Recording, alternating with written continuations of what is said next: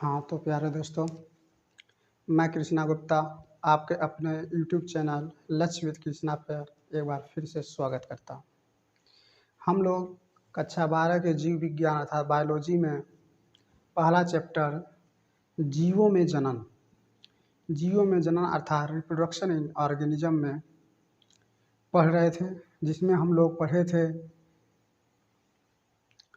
कि जीवन अवधि क्या होता है। जनन के बारे में पढ़े थे कि जनन क्या होते हैं, और जनन के प्रकार के बारे में पढ़े थे कि जनन कितने प्रकार का होता है। हम लोग पढ़े थे कि जनन जो होता है वह 2 प्रकार का होता है। जनन हम लोग पढ़े थे कितने प्रकार का होता है, 2 प्रकार का होता है।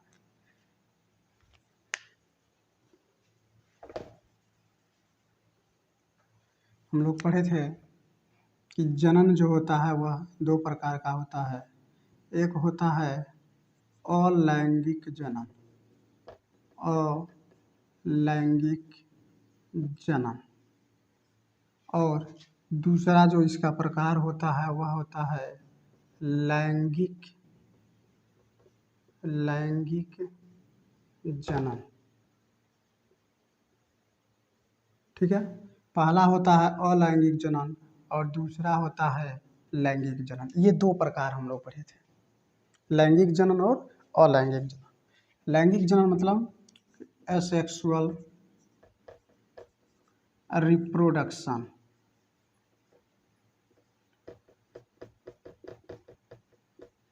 और लैंगिक जनन मतलब सेक्सुअल रिप्रोडक्शन।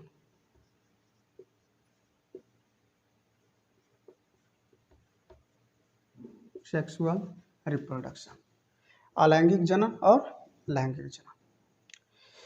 आज हम लोग इनके बारे में पढ़ेंगे कि अलैंगिक जनन क्या होते हैं और लैंगिक जनन क्या होते हैं। अलैंगिक जनन जो होते हैं और लैंगिक जनन जो होते हैं, इनमें क्या विभिन्नता है, क्या अंतर होते हैं इन दोनों जनन में। तो चलिए देखते हैं। अलैंगिक जनन में पहला जो मुख्य बिंदु होता है, तो अलैंगिक जनन जो होता है यह केवल इसमें सिर्फ और सिर्फ एक जनक की आवश्यकता होती है। कितने जनक की आवश्यकता होती है? एक जनक की। यानी कि अलैंगिक जनन में केवल एक ही जनक की आवश्यकता होती है।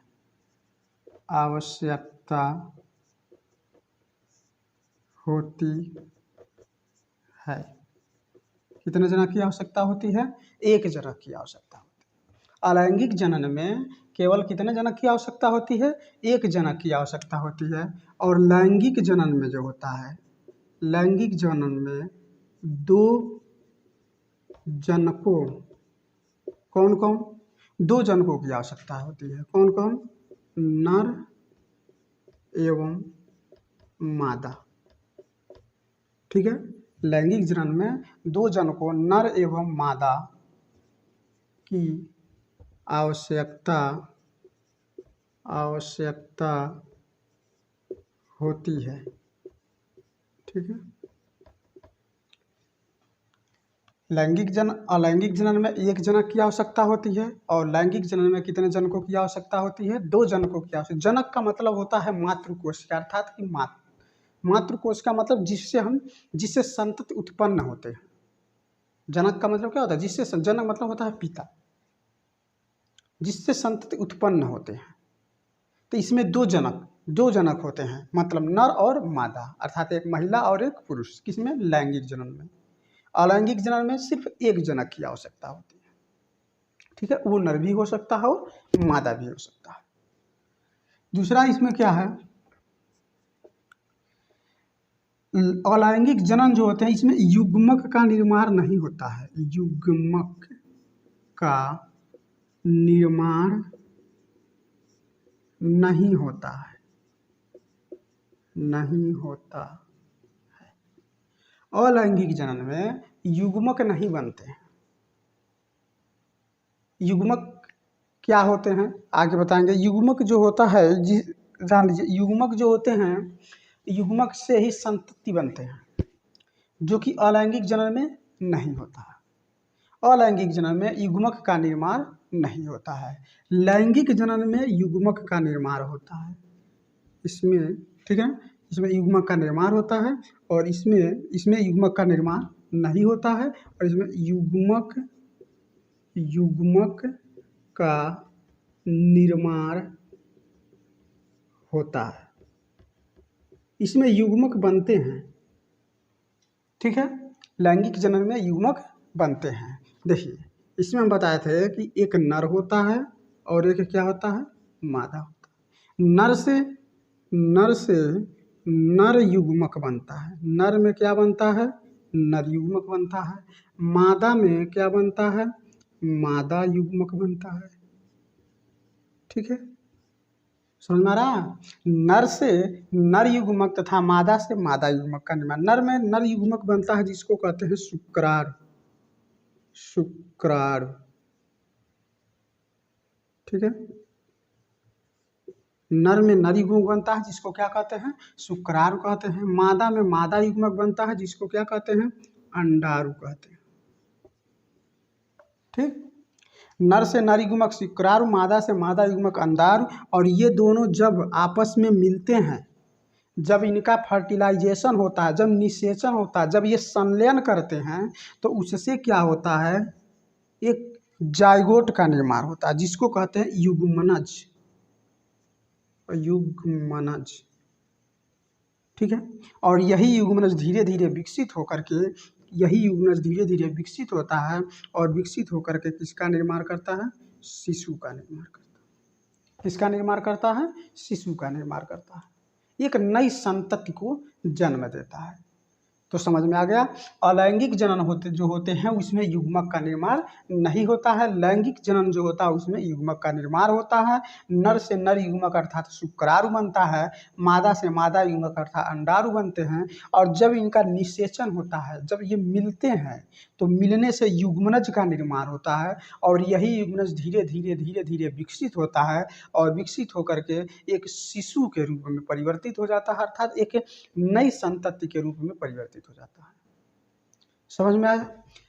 अलैंगिक जनन जो होता है इसमें युग्मक का निर्माण नहीं होता, तो फिर जनन कैसे होता है। अलैंगिक जनन में जो होता है वो विभाजन होता है। विभाजन प्रक्रिया के द्वारा, अलैंगिक जनन में विभाजन प्रक्रिया के द्वारा जनन होता है। ठीक है ना। अलैंगिक जनन में युग्मक का निर्माण नहीं होता है, बल्कि क्या होता है, विभाजन होता है और विभाजन से नई संततियां बनती हैं। ठीक है, अगला जो है, अलैंगिक जनन से जो संतति उत्पन्न होती है उनमें विभिन्नता नहीं पाई जाती। अलैंगिक जनन में जो संतति उत्पन्न होती हैं वह अपने जनक के समान होती हैं, हूबहू अपने जनक के जैसा जनक वैसा संतति। यानी कि इसमें क्या लिखेंगे, इसमें उत्पन्न संतति जो होता है, संतति अपने जनक के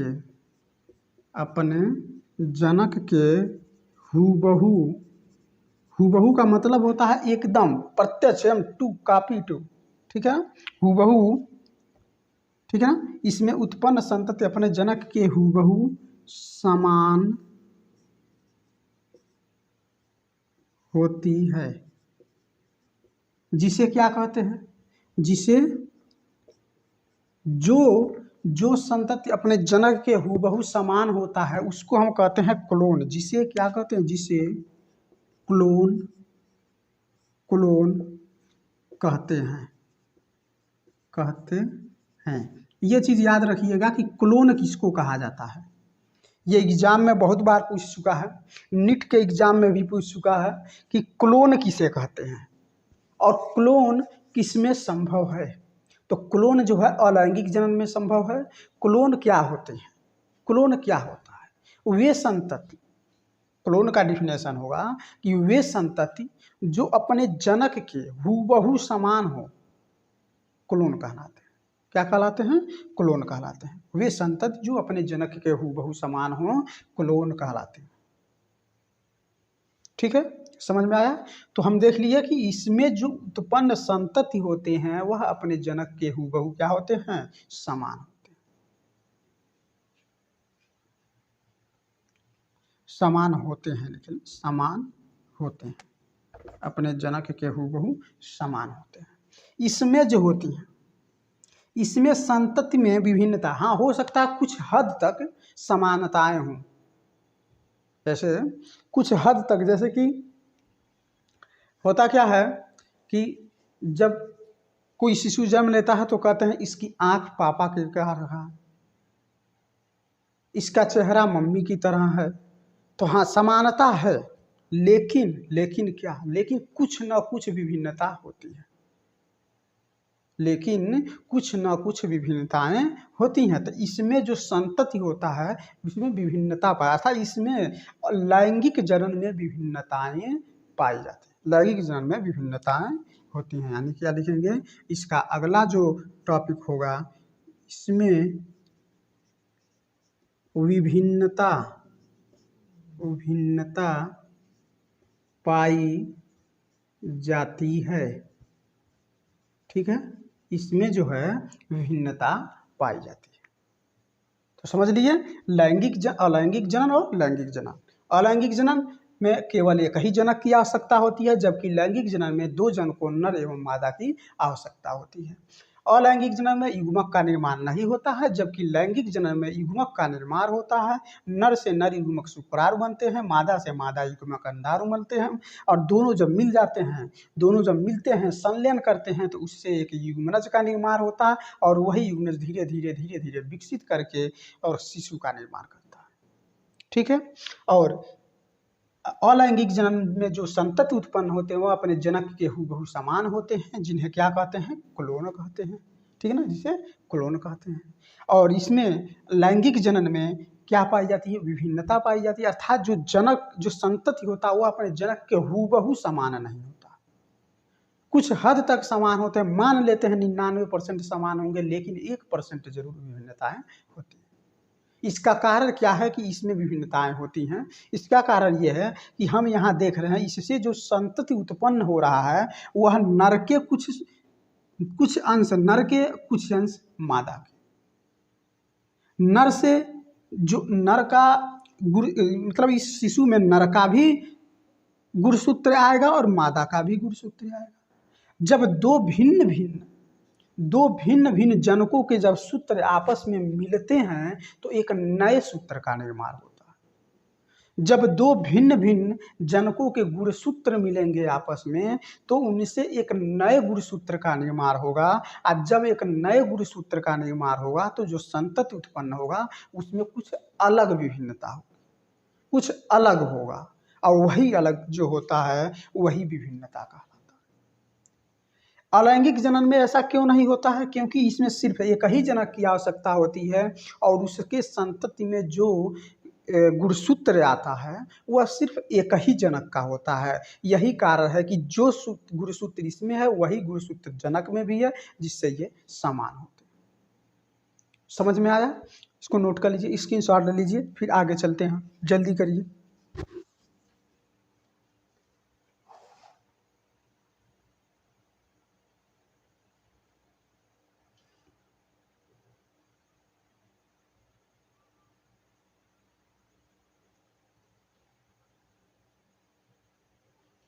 हो गया? चलिए आराम से पढ़िए, बहुत ही मनोरंजक क्लास होगा और बहुत ही अच्छी तरीके से समझ में आएगा।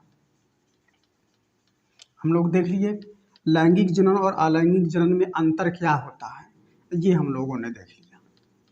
चलिए मिटा देते हैं, मिटा देते हैं, मिटा देते हैं, मिटा देते हैं भाई।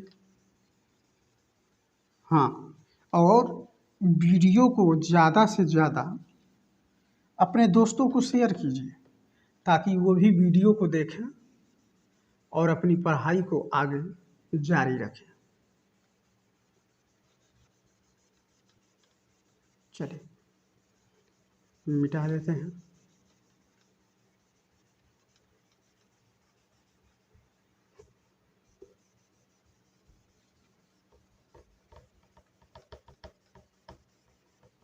मिटा दिए।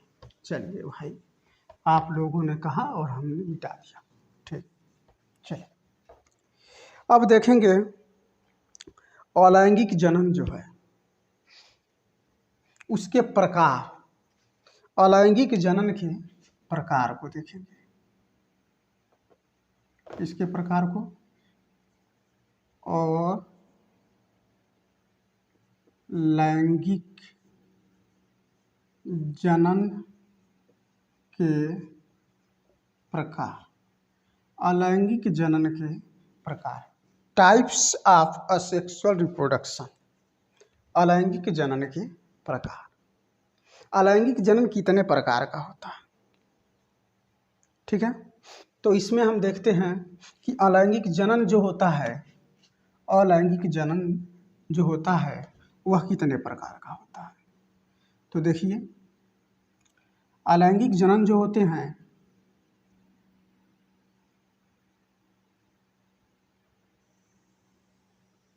उसको समझ लेते हैं।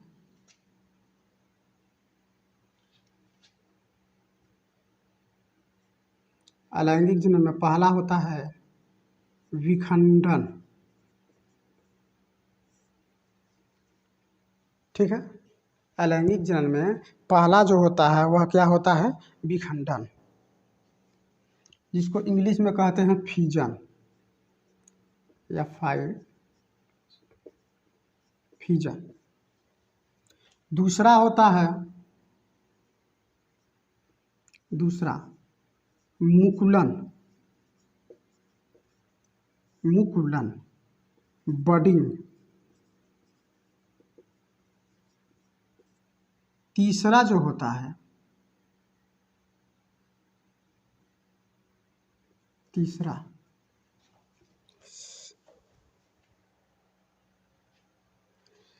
जो होता है वो होता है विखंडी जनन, विखंडी जनन, जिसको खंडी भवन भी कहते हैं। क्या कहते हैं, खंडी भवन, ठीक है। फ्रेगमेंटेशन, इसको इंग्लिश में बोला जाता है फ्रेगमेंटेशन, फ्रेगमेंटेशन।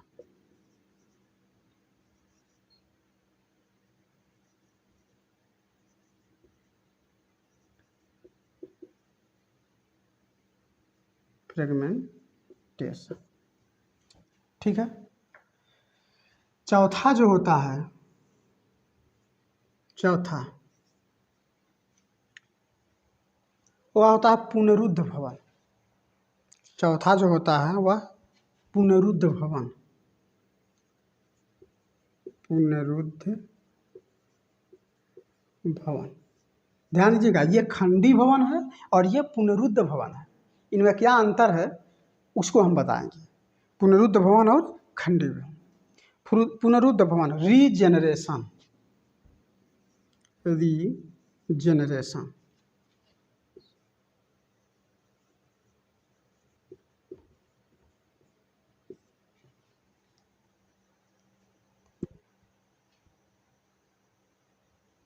ठीक है।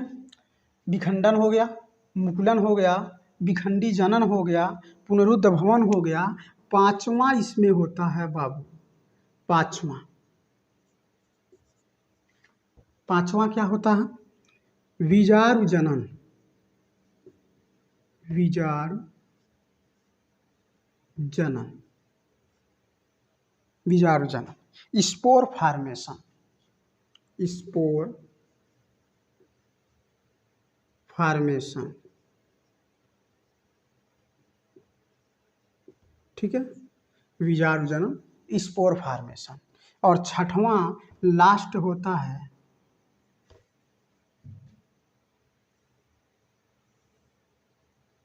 लास्ट, छठवां होता है कायिक जनन। क्या होता है, कायिक जनन, कायिक जनन होता है, ठीक है। कायिक जनन, वेजिटेटिव प्रोपेजेशन, वेजिटेटिव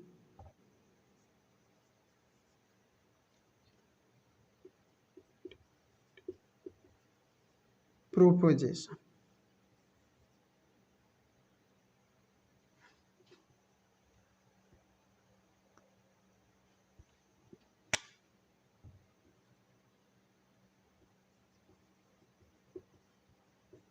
ठीक है, प्रोपेजेशन।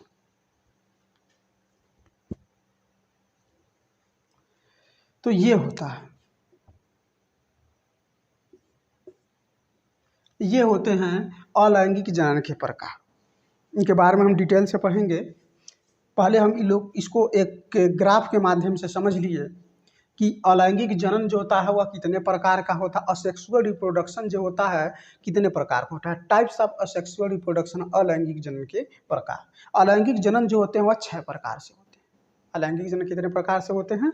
6 प्रकार से होते हैं। पहला होता है विखंडन अर्थात फिजन, दूसरा मुकुलन अर्थात बडिंग, तीसरा विखंडी जनन अथवा कहें खंडी भवन अर्थात फ्रेगमेंटेशन, चौथा होता है पुनरुद्ध भवन अर्थात रीजेनरेशन, पांचवा होता है विजार्ड जनन अर्थात स्पोर फॉर्मेशन, और छठवां होता है कायिक जनन अर्थात वेजिटेटिव प्रोपेगेशन। ठीक है, याद करिएगा। अलैंगिक जनन कितने प्रकार का होता है? 6 प्रकार का। अलैंगिक जनन कितने प्रकार का होता है? 6 प्रकार का। कौन कौन? विखंडन, पहला विखंडन, दूसरा मुकुलन, तीसरा विखंडी जनन या खंडी भवन, चौथा पुनरुद्ध भवन, पांचवा विजार्ड जनन, छठवां कायिक जनन। अलैंगिक जनन 6 प्रकार, मुकुल अलैंगिक जनन 6 प्रकार। कौन? विखंडन, विखंडन, मुकुलन, विखंडी जनन या कहें खंडी भवन। ठीक है, क्या क्या होता है? विखंडन, मुकुलन, विखंडी जनन अर्थात खंडी भवन, पुनरुद्ध भवन, विजारु जनन और कायिक जनन। ठीक है, इसको ग्राफ को बना लीजिए, फिर उसके बाद हम लोग विस्तार से इनके बारे में पढ़ते हैं। बनाइए, जल्दी करिए फटाफट।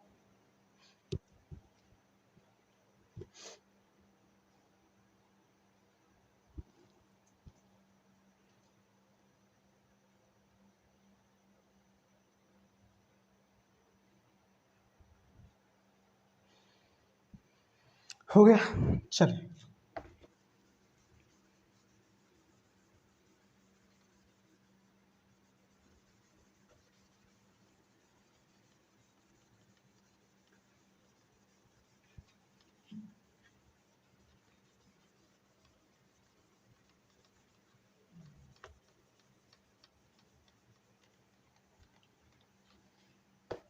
देखिए, तो हम अलैंगिक जनन के प्रकार में पहला देखते हैं विखंडन। विखंडन, इसको इंग्लिश में बोलते हैं क्या? फिजन।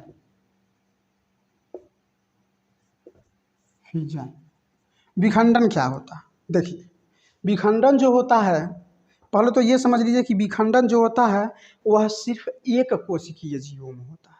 किसमें होता है? एक कोशिकीय जीव। यानी कि जो जीव कितने प्रकार के होते हैं? मुख्य रूप से जीव 2 प्रकार के होते हैं, एक कोशिकीय और बहुकोशिकीय। तो विखंडन जो होता है वह सिर्फ एक कोशिकीय जीवों में होता है। विखंडन क्या है? जब जीव का शरीर एक या एक से अधिक भाग में खंडित होता है तो यही प्रक्रिया विखंडन का। जब जीव का शरीर, इसमें क्या होगा? जीव का जो शरीर है एक या एक से दो या दो से अधिक भागों में खंडित हो जाता है, टूट जाता है। 2 से अधिक भागों में बंटता है और उसके जब वह बंट जाता है तो प्रत्येक भाग एक नए जीव को बनाता है। यही प्रक्रिया क्या कहलाती है? विखंडन कहलाती है। समझ में आ रहा? देखिए, विखंडन जो होता है, पहले तो ये समझिए कि विखंडन जो है वह सिर्फ एक कोशिकीय जीवों में होता है। इसमें पहला जो इसमें समझिए विखंडन, यह केवल एक कोशिकीय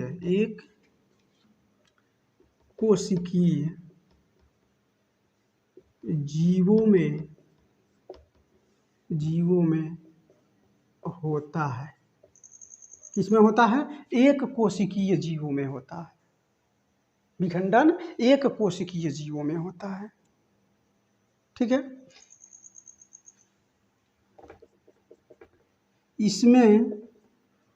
इसमें जीव का शरीर जो है, जीव का शरीर 2 या 2 से दो या दो से अधिक भागों में बट जाता है तथा प्रत्येक भाग एक नए जीव को उत्पन्न करता है। समझिए, विखंडन जो होता है, पहले तो विखंडन सिर्फ एक कोशिकीय जीवों में होता है। दूसरा इसमें यह होता है कि इसमें जो जीव का जो शरीर है वह दो या दो से अधिक भागों में बट जाता है और प्रत्येक बटा हुआ जो भाग है एक नए जीव को उत्पन्न करता है, एक नई संतति बनाता है।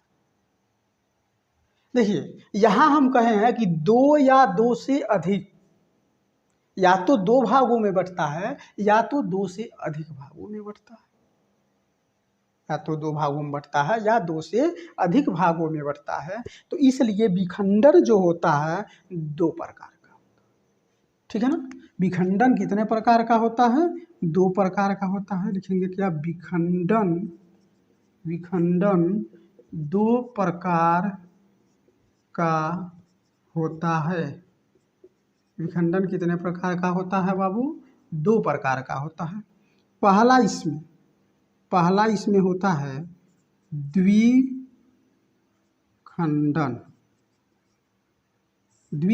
या द्विविखंडन। सीधा समझे, द्विखंडन या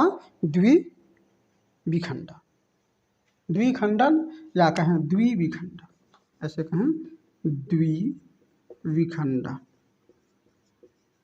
द्विविखंडन में क्या होता है समझिए, हेडिंग से ही समझ में आ रहा है। द्विविखंडन, द्वि मतलब दो, अर्थात इसमें जीव का शरीर दो भागों में विभाजित होता है और प्रत्येक भाग एक नए जीव को उत्पन्न करता है। प्रत्येक भाग जो है वह किसको उत्पन्न करता है? एक नए जीव को उत्पन्न करता है। इसमें क्या लिखेंगे? इसमें जीव का जो शरीर है वह दो भागों में विखंडित होकर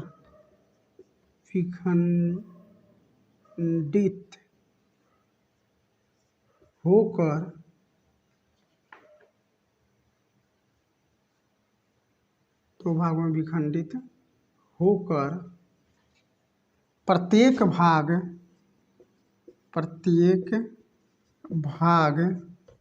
एक नए जीव को उत्पन्न करता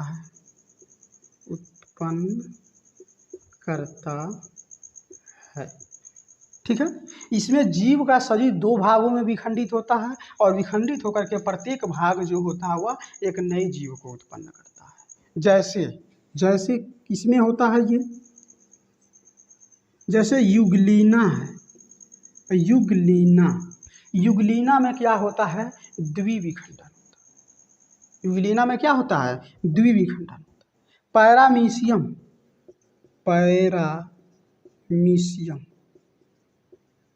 ठीक है, आदि और भी होंगे। ठीक है। तो युगलीना और पैरामीशियम में क्या होता है? द्विविखंडन होता है। युगलीना और पैरामीशियम में क्या होता है? द्विविखंडन होता है। अगला पढ़ लेते हैं इसमें बहुविखंडन।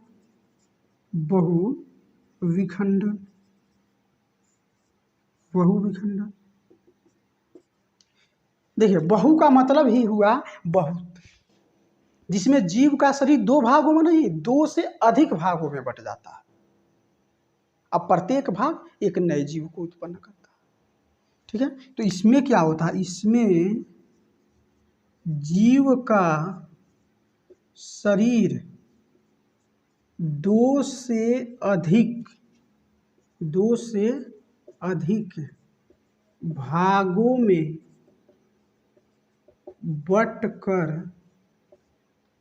बट जाता है। देखिए, बट जाता है तथा प्रत्येक भाग एक नए, ठीक है, एक नए जीव को उत्पन्न करता है।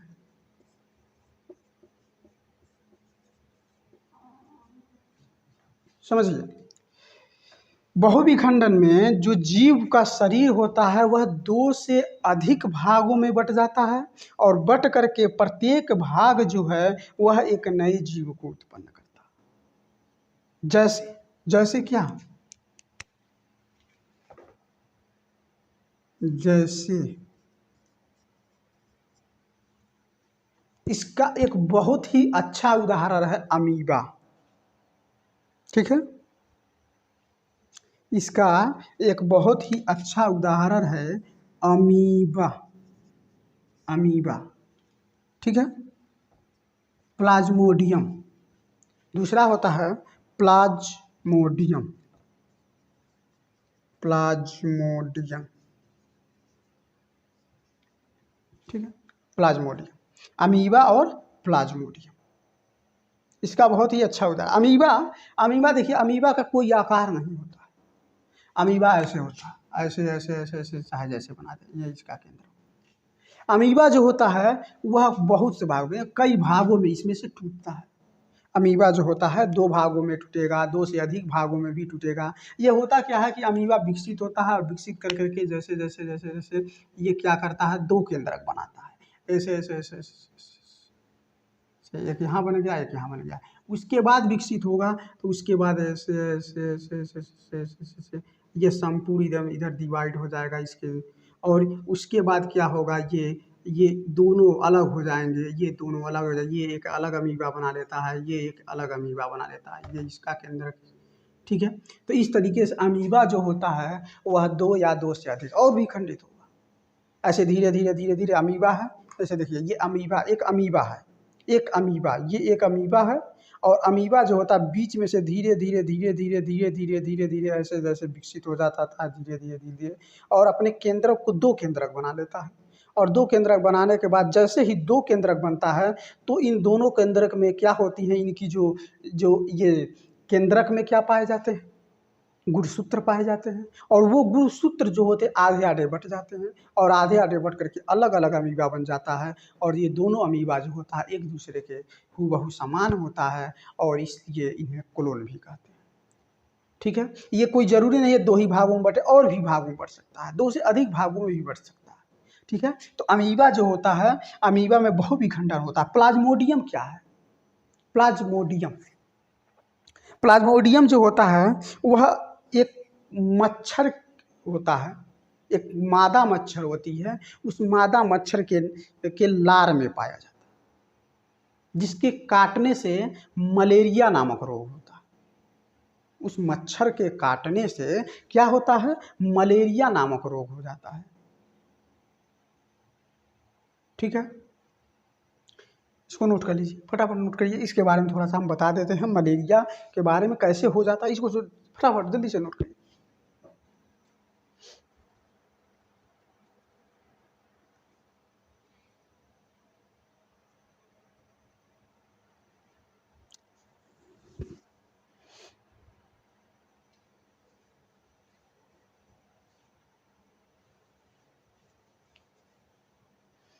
हो गया, देखिए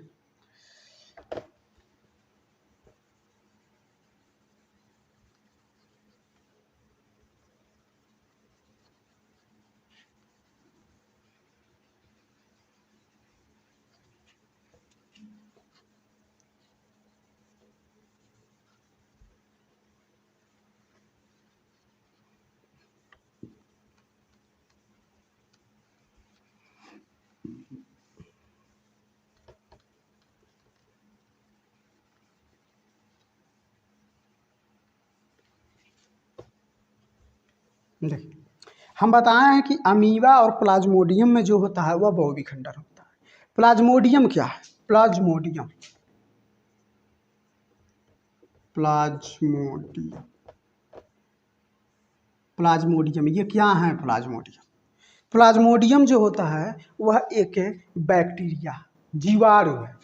प्लाज्मोडियम एक क्या है, प्लाज्मोडियम एक जीवाणु, क्या है? जीवाणु।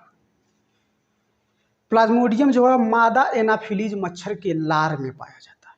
प्लाज्मोडियम जो है यह किसमें पाया जाता है? मादा एनाफिलीज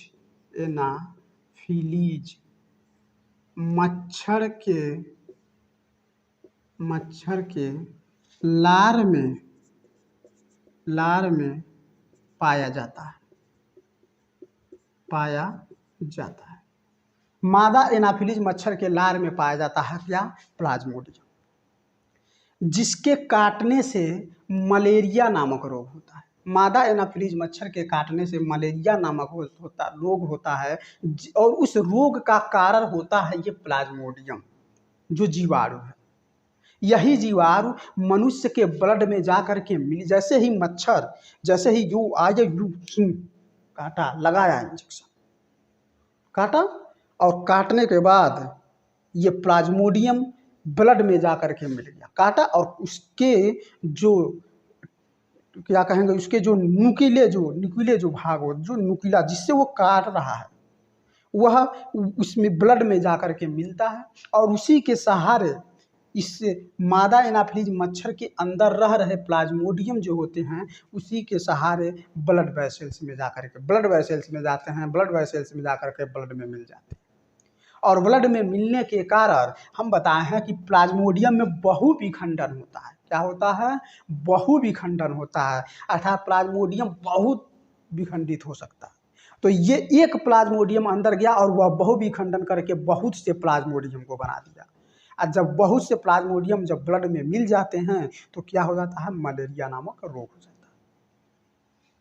ठीक है, तो प्लाज्मोडियम मादा एनाफिलीज मच्छर के लार में पाया जाता है, जिसके काटने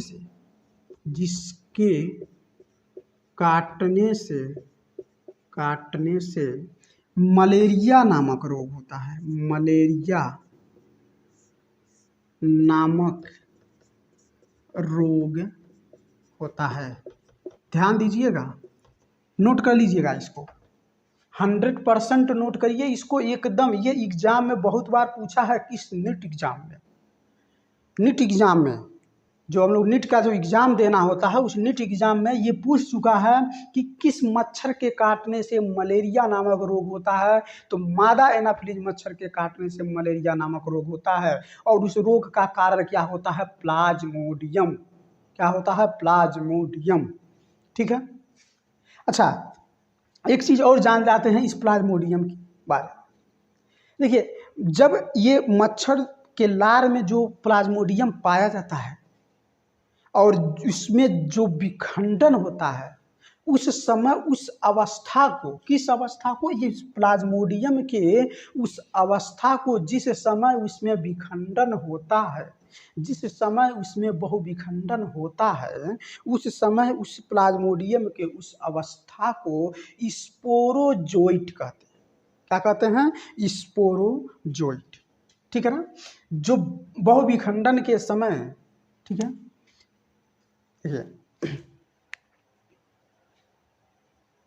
मादा एनाफिलीज मच्छर के लार में जो ये प्लाज्मोडियम पाया जाता है, इसमें बहुविखंडन होता है। तो बहुविखंडन प्लाज्मोडियम के, ऐसे लिखिए, प्लाज्मोडियम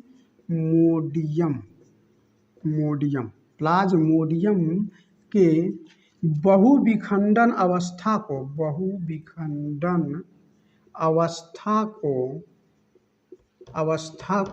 क्या कहते? प्लाज्मोडियम के बहुविखंडन अवस्था को क्या कहते हैं? स्पोरोजोइट कहा जाता है बाबू, स्पोरोजोइट कहा जाता है। समझ में आ गया? तो ध्यान से समझिएगा कि जो प्लाज्मोडियम होता है वह मादा एनाफिलीज मच्छर के लार में पाया जाता है, जिसके काटने से मलेरिया नामक रोग होता है। प्लाज्मोडियम में जो बहुविखंडन की अवस्था होती है उसको स्पोरोजोइट कहा जाता है। ठीक है, तो हम लोगों ने आज अलैंगिक जनन के पहले प्रकार को, विखंडन के बारे में पढ़ा। विखंडन 2 प्रकार के होते हैं, द्विविखंडन और बहुविखंडन, उनके बारे में पढ़ा। ठीक है, तो यहीं पर वीडियो को समाप्त करते हैं। आप लोगों से रिक्वेस्ट है चैनल को सब्सक्राइब कीजिए, वीडियो को लाइक कीजिए और ज़्यादा से ज़्यादा वीडियो को अपने दोस्तों में शेयर कीजिए ताकि वो भी इस वीडियो के सहारे अपनी पढ़ाई को आगे बढ़ा सकें। और यदि आपका कोई सवाल है तो कमेंट बॉक्स में अपने क्वेश्चन को दीजिए, आपके प्रश्नों का जवाब दिया जाएगा।